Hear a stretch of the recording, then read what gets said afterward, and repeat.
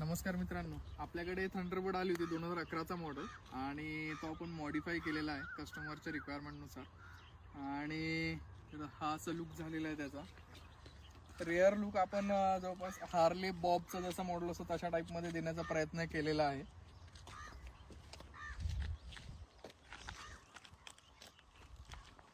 सोबतच ह्याचा जो थीम होती टँकवरती कस्टमरला अंत अस्थि प्रारंभ म्हणून पाहिजे होतं, तर तो आपण तो थीम पेंटमध्येच केलेला आहे.